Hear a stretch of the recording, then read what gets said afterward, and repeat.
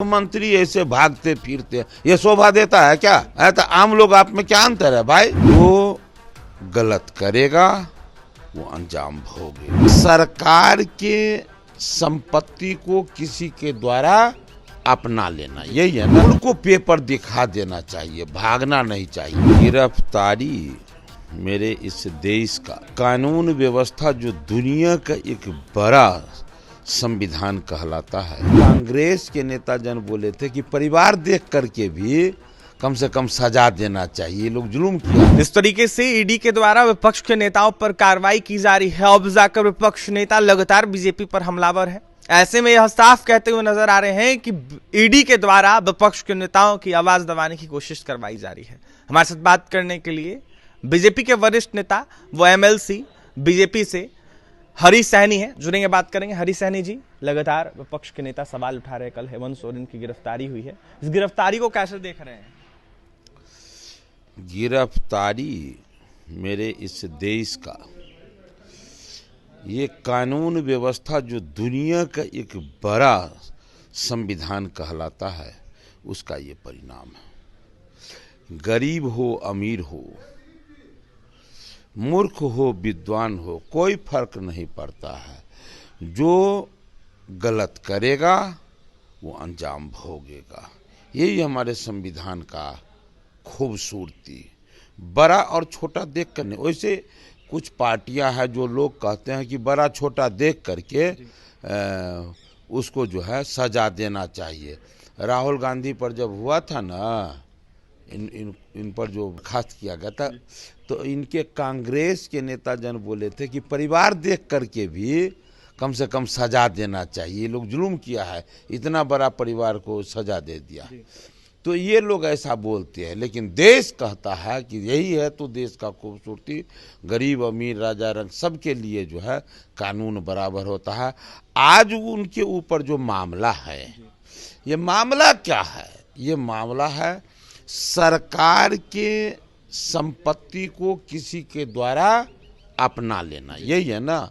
अब उसको सरकार कहिए या गरीब के संपत्ति को कहिए, तो गरीब की संपत्ति को कोई अपना लेता है और उसको सरकार, उसको सीबीआई ईडी यदि उस पर ध्यान देता है तो क्या गुनाह है? मुझे लगता है ये कोई गुनाह नहीं है। उनको पेपर दिखा देना चाहिए, भागना नहीं चाहिए। आप रेलवे स्टेशन पर देखते हैं, टीटी को देखकर जो लोग भागता है तो छड़प के उसको जो है टीटी उसका बाह थाम लेता है।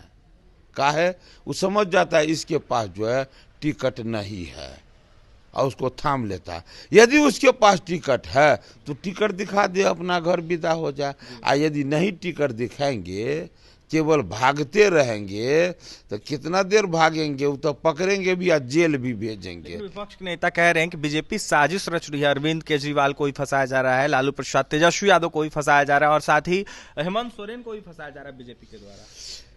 तो ये मान लिया है वो क्या कि इस देश में कोई विभाग नहीं है, ये अपने तरह समझते हैं क्या? यार पूरे बिहार का एक एक लोग कह रहे हैं कि बिहार में तीन लोग संरक्षित थे, शराब माफिया, जमीन माफिया और ये बालू माफिया। तो इन पर इनका कंट्रोल है। ये केंद्र में ऐसा नहीं है। वो सीबीआई और ईडी कोई नरेंद्र मोदी जी के कार्यकाल में आकर इस संगठन का निर्माण हुआ ऐसा नहीं है। ये तो जवाहरलाल नेहरू के समय का है। तो इसलिए ये इनके मन में भ्रम है, ये भ्रम पैदा करने का कोशिश करता है। ये सच्चाई यही है कि ये नरेंद्र मोदी जी का कार्यकाल है। सभी विभाग अपना अपना बेहतरीन से काम करता है। इसीलिए आज भारत में नरेंद्र मोदी जी का कद कैसा है कि लोग कहते हैं दुनिया के सबसे लोकप्रिय नेता, गरीबों के मसीहा, भारत के यशस्वी प्रधानमंत्री जो कहलाते हैं। सारे विभाग काम कर रहे हैं, इसीलिए आज देश में बेहतर विकास हो रहा है। परिणाम आप कोरोना के कार्यकाल में देखिए, स्वास्थ्य विभाग कितना बढ़िया काम किया। केंद्रीय स्तर पर देखिए तो हर जगह उस तरह का बेहतर वातावरण। निश्चित रूप से ये इन लोगों का भ्रम है। ये जो भ्रम फैलाने का कोशिश कर रहे हैं कि ये हम लोग पर शिकंजा कसने का काम कर रहा है, बिल्कुल गलत है।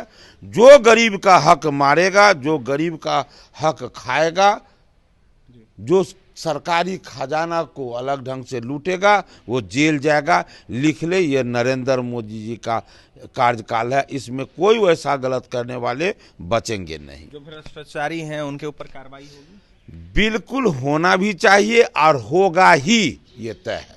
अंतिम सवाल रहेगा, जिस तरीके से कार्रवाई हो रही है इसको देखते हुए 24 और 25 चुनाव को लेकर दावा किया जा रहा है राजद के द्वारा, राजद के लोग कह रहे हैं कि आने वाले 24 और 25 में इसका खामियाजा बीजेपी को भुगतना पड़ेगा, एनडीए को भुगतना पड़ेगा। देखिए, अब जो है ना, ये बात लोग मान गए हैं कि सिर्फ गठबंधन नहीं, अब लोग जनता के भी दिल में आ गया है नरेंद्र मोदी जी के, जो निस्वार्थ भाव से भारत माँ के पूत के रूप में जो काम कर रहे हैं और भाजपा का दूत बनकर जिस तरह से काम कर रहे हैं, इनके निष्ठा को देखकर राज्य के और देश के जनता को लग गया है कि पूरा निष्ठापूर्वक गरीबों के सहारा बनकर ये आए हैं। देश को दुनिया के मानचित्र पर स्थापित करने के लिए आए हैं। देश के समृद्धि को शिखर पर ले जाने के लिए, देश के धर्म को संरक्षित करने के लिए, संस्कृति को संरक्षित करने के लिए आया है। इसलिए सभी लोगों के मन में ये लग गया है। इसलिए गठबंधन जितना होगा बेहतर होगा, लेकिन इससे भी ऊपर उठकर जनमानस में, चाहे वो बिहार की जनता हो, देश की जनता हो, सबों के मन में लग गया है कि नरेंद्र मोदी जी को जिता कर लाना, ये नरेंद्र मोदी की आवश्यकता नहीं है, भारतीय जनता पार्टी की आवश्यकता नहीं है, ये देश की आवश्यकता है। उन्हें जिता कर लाना ये लोगों को महसूस हो गया है। देखिए, लोगों को महसूस हो गया है, देश की जनता चाहती है कि नरेंद्र मोदी को जिता के लाना है। ऐसे में हरी सहनी, बीजेपी एमएलसी जमकर निशाना साध रहे थे जो विपक्ष के नेता उन पर। ऐसे में यह साफ करते हुए नजर आ रहे थे कि जो गलत करेगा वो बचेगा नहीं, जो गलत करेगा उस पर कार्रवाई होगी और कहीं ना कहीं वो जेल में जाएगा। जी, मुख्यमंत्री ऐसे भागते फिरते ये शोभा देता है क्या? तो आम लोग आप में क्या अंतर है भाई? आप मुख्यमंत्री गलत नहीं किए तो आप लोग को कहते हैं, ये गलत नहीं करेंगे तो आप पर कोई कार्रवाई।